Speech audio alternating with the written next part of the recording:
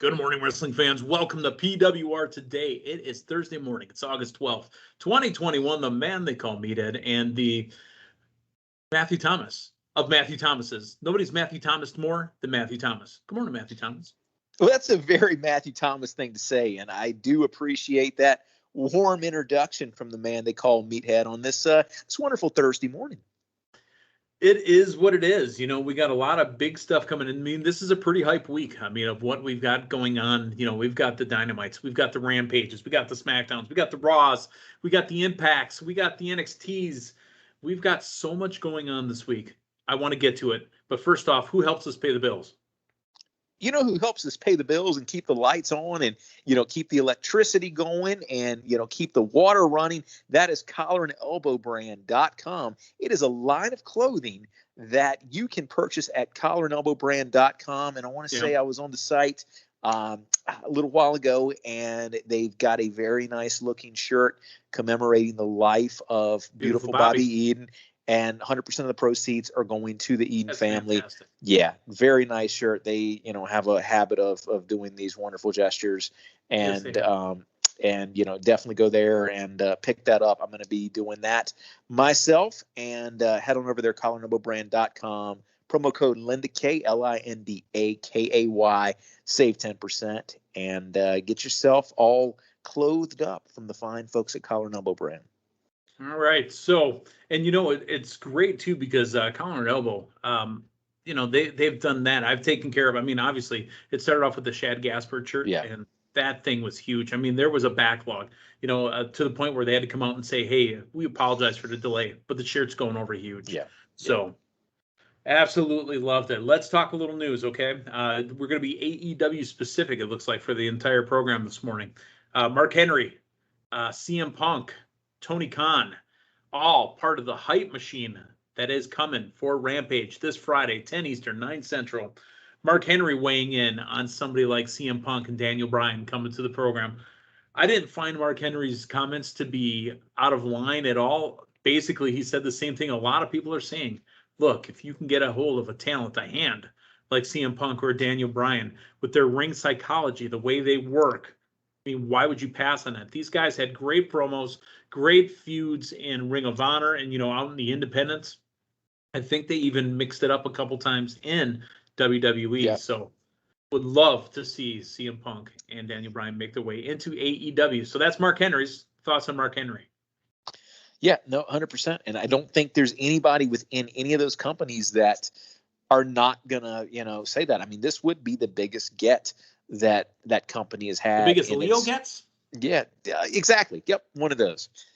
in its short history. So I think that I couldn't imagine that even folks within the ranks are not hoping that happens. Tony Khan even out on Busted Open Radio on Wednesday. I think he's got a normal spot on there. Love Busted Open. I try not to listen to it too much, to be completely honest, because I don't want their thoughts and opinions to seep into my thoughts and opinions. Does that make sense? Oh, yeah. No, absolutely. And, I'll know you've gotten to that point if you ever start using the term daddy soda. I will not be telling anybody about any sort of daddy soda. All right. I can handle that then. So, literally, Tony Khan is out there. And, this is not a slam on Dixie, but, I mean, we knew during the days of Impact that there was always the Dixie Carter hyperbole of, we got this big announcement, major star, breaking, use all these buzzwords, and then it ended up being, somebody like Ralphus or something like that. Tony Khan says, look, this is probably one of the most anticipated wrestling shows in years. He's not wrong. No, without that, and what really was interesting last night, man, it's been a while since you've had a show, hyping their show that premieres live in 2 nights. And, we talked about it a little bit yesterday with WWE and the brand split. I can't remember if you and I did that on air or if that was off air, but, you got WWE running twice a week. They're not shows that are feeding off of each other. Right. And, AEW is a hot product, and having these 2 live shows that, getting business done on a Wednesday and setting it up for more business on a Friday and doing some more business the next Wednesday, having that repetitive cycle where you're seeing some of the talents, it's really something that, no company's done in quite a while, and WWE's had the ability to do it, and it's not their brand. I mean, they run SmackDown and Raw, as independent promotions for the most part, outside of the ability to go back and forth like we saw Baron Corbin use just a few short nights ago. It's not the same. And, AEW is a hot product. And, even shows like last night where maybe they, pull back on the reins a little bit to save a little more for Friday. Man, regardless of what you're putting out there, you're progressing storylines, you're progressing talent, and you've got a hot crowd. The consistent AEW crowd, it's something that I have not seen in professional wrestling in decades. They're chomping at the bit. Yeah, and let's go to what Kevin Nash said on the Broken Skull Sessions and talk about what's happening now with AEW, right? He said that, look, while we were on, Impact Wrestling and we were on Spike TV or we were on whatever the network was called at that time, you did not see our promos or commercials air at any other time during the week on that damn channel. TNT has honestly been all over AEW. They are happy with the buzz. They are promoting the hell out of AEW throughout all their other program. They're excited to have AEW. Look, hey, tune in this Friday. You got it during the basketball. You get it during the movies, even though we get the same 3 movies playing before Dynamite every week. Dude, it's one of 3 movies. Have you not noticed that? Yeah, no, without that. And I'll take you a step further in the fact that, you've got Cody doing his stuff on the show over on TBS. You've got the reality show that they're premiering in September. So the network is going, no they're pun intended, all in. Cody and the family. Exactly. Which is a huge difference. Again, that's where maybe Impact failed a little bit. TNT is a great business partner right now for AEW. Let's talk about the man they're all talking about and his thoughts. He was on the Sunday Night's Main Event podcast to promote the season premiere, which comes this Sunday on Starz of Heels. Yeah, it's this Sunday. Do you got your DVR set? I don't, but I have Heels. I don't have Heels. I have Starz as part of a Prime on demand subscription. So not on my DVR, but I will be seeing it. I'm glad I kept my Starz subscription, actually. There you go. We're going to see Starz. Although, you know what? If the people at Starz are listening to this show, I do want to say one thing about Starz. I don't see it on any of the other premium channels. Starz, they love their little Starz watermark. If you've watched much stuff on Starz, Meathead, you know exactly what I'm talking about. Yeah, it's watermarked for a good portion of the movie you're watching. It'll disappear for a little while, and it'll pop right back up. Starz in their watermark, they like to keep it in this the right-hand corner of my screen when I'm trying to enjoy whatever I'm trying to enjoy. But it doesn't change the program. I want to say this, too. I was having this side conversation, and again, I failed to mention the actor's name in the conversation, but I'm going to get you in a second here. We know who the main star is, no pun intended, of Heels, right? He is the former Arrow. Yeah. His name is Stephen Amell, I believe. Mm-hmm. Okay. Do you know who his brother is in the TV show? His brother. It is going to be Paul Rubin. Paul Rubin. No, not Paul Rubin. Not the one that had the big time joke about the Mexican Express card, which was a knife from 1984. No, not that one. But right. No. I'm out of guesses. So I'm watching this, and apparently it was on one of those shows. It might have been Highlander or one of those like older pirate shows. I don't know. I don't watch that stuff. Okay. You don't watch old pirate shows? I don't watch. What are you doing with your life? Failing in life. Okay. But he was on. He was also in the Hunger Games. He was on. He was also on. What was it called? I will get it in a second. The old pirate shows. It was. I'm failing here. I am failing so hard right now, and I'm hoping that you'll bail me out. That's what I'm. Yeah, I have no idea who you're talking about. I couldn't have less of a guess than I do now. Damn it. Anyway, Jaleel White. Yes, it's Jaleel White. The Vikings. That's what it's called. Randy Moss. No. He's in Vikings. He was the main role seasons 2 through 6. He plays Bjorn Ironside. Okay, but Matthew, you know this guy because you've seen this movie. You had to have. Adam Sandler, Chris Rock, David Spade, Rob Schneider, Kevin James. Grown Ups. Grown Ups 2, he plays David Spade's son. Yeah, I know Grown Ups exists, but I haven't watched it. Oh, this podcast is done. That's yeah. done. I mean, Alexander Ludwig is in Vikings, but no, he plays David Spade's son, who looks like he's 70, but he's supposed to be 17, and he's just derelict. So, well, I'll have to check out his IMDb. We digress here. Punk was asked point blank, "Are you debuting in AEW?" And he goes, "What day was that? The 20th?" I was actually going to be doing a screening of Heels. Episode 3 of Heels at an AMC theater in Chicago, and I guess that's one of the dates that's been proposed. So I hope to see everybody there. Very entertaining. And he said, and the interviewer also asked, "Look, Darby Allin referred to you as the best in the world," and Punk stopped him. He goes, "Dude, when people say the best in the world, I think of Daniel Bryan, right? I mean, I hear best in the world, and I think Daniel Bryan." So he goes, "Darby Allin is great. By the way, those dives that he does, everybody else needs to stop doing those dives because nobody's doing it better than Darby. Just like, I can do a moonsault, but I'm terrible at it. Everybody else is better than me, so I stopped doing moonsaults. Why would I bother?" So anytime you see Darby Allin, do one of those dives, he looks like he's actually trying to murder somebody. So it doesn't get any better than him. Stop doing dives, everybody. Yeah. Punk playing around with us. I think that's the exact best response you could have got at this point. He did not say no at any point. He just diverted. Yeah, that's okay. And that honestly is exactly what I'm looking for. Because here's the thing: if he flat out came out and said, "Yep, I'll be there," I don't think you would have believed him. I don't think that would have been the response you would have wanted. Or if he was telling the truth, you'd have felt a little bit disappointed because, I think this was exactly the right response. And then he led into the other gentleman that is highly rumored to be showing up in AEW. So I liked it. I was entertained by it, and it's very classic CM Punk, right? 100%. Let's talk Dynamite from last night. We talked a little bit off air before we got on here and said that, with the hype machine being what it is, heading towards Rampage, did it take a little bit of steam out of Dynamite last night? Let's talk it out. Opening match was a trios tag team match. It was Dante Martin and the Seidel brothers, Matt and Mike Seidel, taking on the Elite. I'm growing to like their entrance song, Elite, B-E-O. I'm actually starting to like it.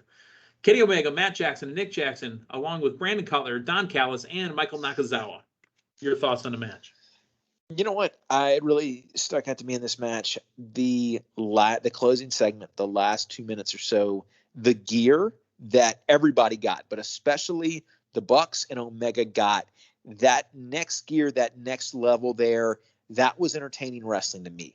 The rest of the match, it's very much the Bucks style. It's very much you have a hard time watching it, suspending your disbelief that it's a shoot because there's so much waiting around. There's so many spots.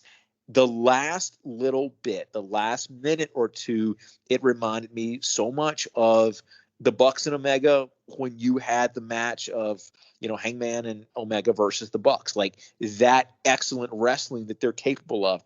That's much more what I like to see. That in and of itself, made this match work for me. I'd like to see more of that from both the Bucks and Omega. That's just personally, that's the kind of style of wrestling I prefer. 10-4 winners are the Elite, obviously. And then after the match, Callis came down to try to cut a promo. Don Callis having problems with math, apparently, all night long. He just made this a 6-man commentary booth. It was actually kind of entertaining, to be completely blunt. Don Callis trying to cut a promo in the ring. Here comes Christian Cage. Says Cage is outnumbered, but here comes Jurassic Park. And then, the crowd, huge pop for that. That's the thing I noticed and the thing I heard when they heard the music happen. And then they started singing. This is where they wanted to be with it. They got Jungle Boy's music before they were able to get in front of real crowds. But when they did, Yeah. This is what they were looking for. Yeah, no, it's definitely got the crowd response. I think it needs to be its own thing.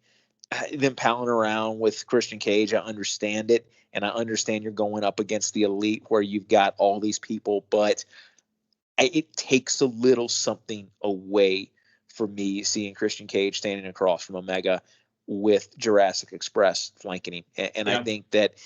I like the fact that they've got a tag match coming up for the titles, but I think they need to be their own thing, man. Christian Cage with Jurassic Express just doesn't land for me. Malachi Black cut his promo, and the line that he used at the end of the promo was, "You know what? We see that Rhodes has one foot in the grave. Let me know when you want to put the other one in." Holding the boot. Fantastic. No. Right now, the best feud going in AEW, I think. It's not even going because Rhodes is out. You're exactly Done. right. It's not even going, but guess what? It gives him something to talk about. That's right.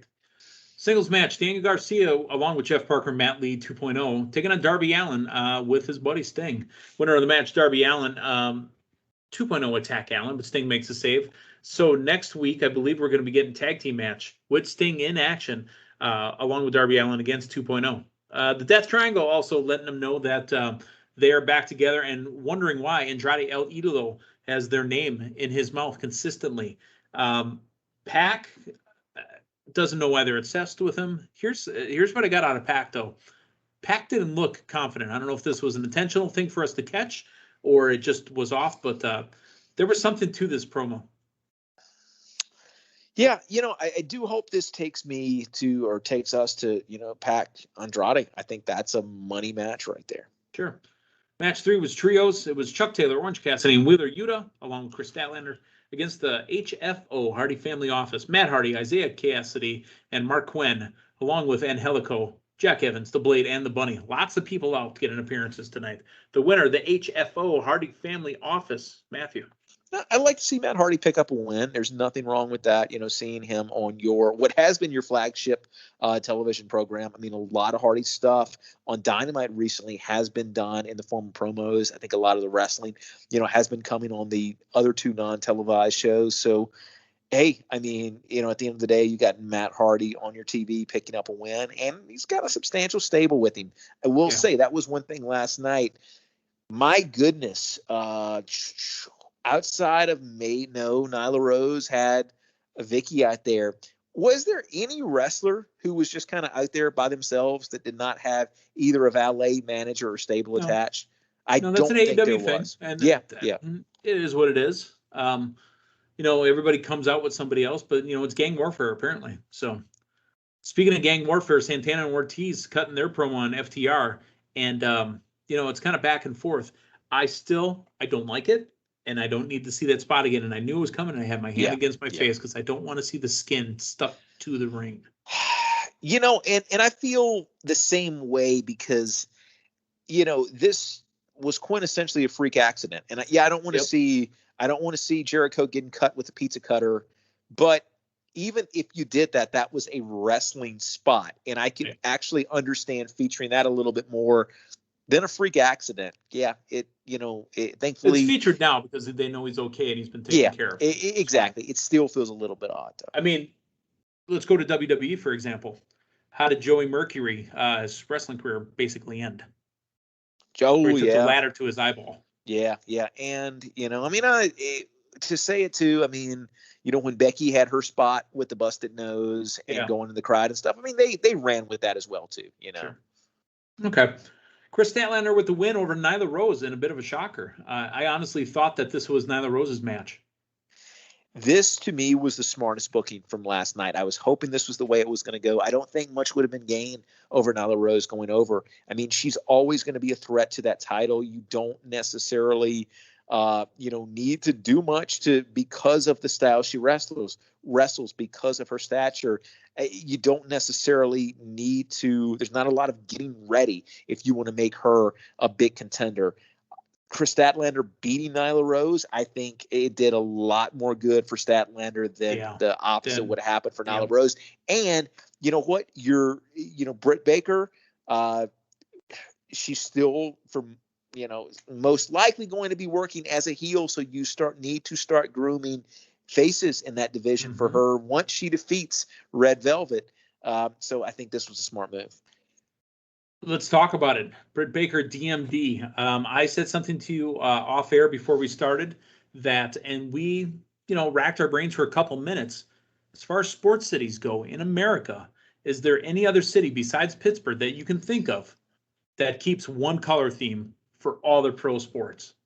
No, and I've had to get that out of my mind, because if not, I would not have been concentrating on anything you've said this morning. I would have been thinking about all the sports teams and seeing if there was anybody else that had anything close. So I don't think there is, and that's a great observation that you made. Pittsburgh Penguins, Pittsburgh Steelers, Pittsburgh Pirates. Now, me personally, I don't have anything against the city of Pittsburgh. Literally nothing at all, with the exception of every time the Milwaukee Brewers show up in Pittsburgh, it's a guarantee. If it's a 2-game series, 3-game series, 4-game series, or the one year that Pittsburgh swept the Brewers in a 5-game series, it's going to rain one of them damn days. And why they didn't put a roof on the stadium, I have no idea. However, I think it is absolutely fantastic. Britt Baker really shined in this one. She came out wearing the black and gold. She bleeds black and gold. She's a heel. But the mom and dad ringside and cut the promo. She will be the main event for the first ever Rampage. Britt Baker, DMD, one-on-one with Red Velvet. And I think this may have been the spot in the show where you saw the differential between what AEW did and what WWE would have done. I don't think WWE would have let a heel come out in their hometown and just straight out play to the crowd. Right? I think you would have seen a WWE heel in their hometown sucker them in and then try to get cheap heat for going after a sports team. Would have. She actually did, if you listen, but she let everybody know she's part of that town. Here's what she said. She said that, look, you need a winner right now. Yeah. And I'm your winner. But it was the heel that was telling the truth, and it wasn't the heel going after cheap heat, and they just let her be, and they let her get that response, and they let her be okay with that response in the form of a heel who, I deserve this. You deserve to cheer me. That sense of reality, and that is so refreshing in professional wrestling right now. Again, I don't think that's something we would have seen on WWE television, and that was such a great segment, and it gets you excited about them going to different cities. AEW has done a great job of, making this special. This is the town that we're going to. I give WWE credit. Since they've gone back on the road, there has been more emphasis put on the actual city. We've gotten packages of, the arena stuff in the city. I hope WWE, embraces that with a renewed sense of appreciation, since they were, stuck in one area for 18 months. What they used to do is give you that front of the building shot. Yeah. That was their pop, right? Yep. We are live outside of the Bradley Center in Milwaukee. Yeah, because that's exactly what they've always said. But AEW in Texas next week. Speaking of Milwaukee, in 2 weeks, AEW live at the Panther Arena in Milwaukee, Wisconsin. I'm ready. I'm ready to go. I'm excited. You've gotten to see it already. Linda and I have not.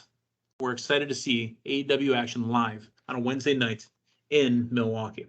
Let's talk about the first time ever as well. Impact World Tag Team Championship match. The Good Brothers, Buenos Hermanos, Doc Gallows and Carl Anderson, along with Brandon Cutler, taking on the Dark Order, Evil Uno and Stu Don't Call Me Dick Grayson with Boom Boom Colt Cabana. Your thoughts on the Good Brothers retaining the Impact Championships? I want to hear your opinion also on Scott D'Amore doing commentary. Yeah, no, it worked. And again, we're starting to see in this, in this incarnation of, the Impact deal, we're starting to see Impact, benefit a little more from it. And I think, with the commentary switch up here, it was there. And no, I mean, a lot of times it runs together, with the Good Brothers being part of the Elite, essentially. But, this is TNA talent, and it's good to see them shine. And I know we talked a little bit yesterday about a potential switch up here, but no, I think that as popular as the Good Brothers are, I mean, I'm keeping them in business while collar and elbow clothing. I know I don't have to tell you, but I mean, quintessentially, they've got a wing in your home right now. They do have a wing. They're over in the East Wing. And man, I mean, between that and between, Talking Shop, Bumania, Good Brothers are a brand. Are they living rent free in the Meathead Casa? I think they are, man. I think they are, So no, I mean, I think they were a big get for Impact, and I mean, when they were free agents, man, I mean, it seemed like AEW was the smart move, but they went to Impact, and I think that's been one of Impact's biggest gets in a while. So they're featuring their tag team on AEW, and I think that it makes sense for them to retain that title, for a while. Again, I want to get back to Scott D'Amore showing up on commentary. This is, storyline-wise, probably one of the most make-sense moments I've ever seen them do, because the Impact titles are being defended on this program. Why don't you bring over an executive vice president from Impact Wrestling to commentate on his title match? Perfect. 100%. In another crossover that we got, I liked the vignette that we got with the NWA Women's Champion last night as well, too. Right. I think Camille, the champion, cut her promo on Layla Hirsch, who is going to be giving up a lot of size and a lot of strength. And I'll tell you, man, I mean, they've already, for their events, the end of this month, I mean, they've already got my purchase. I mean, not literally, I haven't sent them the money yet, but, they have intrigued me with the NWA Empower. We're not even done yet with Dynamite from last night. Shivani in there. One, I didn't know he had a kid. Two, I didn't know his kid wanted to wrestle. Three, what that brought out was the Big Show, Paul White. Sorry, no more BS. I did that on purpose, folks. Paul White comes out to defend Tony, his commentary partner on Dark Evolution. And will we be getting the Paul White match, possibly with QT Marshall in the near future? It's possible, and again, he's somebody that, they don't feature heavily. So, I was a little bit confused by what was going on at first. I knew Tony had a son, and he's got quite an extensive family from what I'm aware, but I had never seen them even so much as flirt with the wrestling business. So this was a little surprising. And I got to say, man, it did kind of surprise me a little bit, though, when Tony's back at the commentary booth for the next segment. Nah, he's okay. He's a tough kid. Yeah.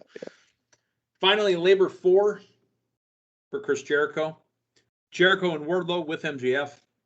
MJF gets sent to the back by Aubrey, and Jericho wins. MJF gets sent to the back by Aubrey. Jericho gets the Judas effect on Wardlow. The stipulations for next week's match, and they say it's next week, right? Jericho and MJF, the fifth labor of Jericho. He cannot have anything Judas. Cannot use the Judas effect. He can't have those stupid fans singing along to Judas by Fozzy. He will come out to silence. I'm entertained by that. And so, remind me, is next week Milwaukee or is that the following week? Following. Okay. So, what I think the take home in all of this is, I think they are trying to give us that special moment of Jericho being sung in, verses, chorus, the whole 9 yards, basically the fans singing him in from the start. I think if done correctly, in silence. Yes, it basically a cappella. You're going to have nothing but the fans singing the entire song. Nothing but treble. Yep, nothing but treble.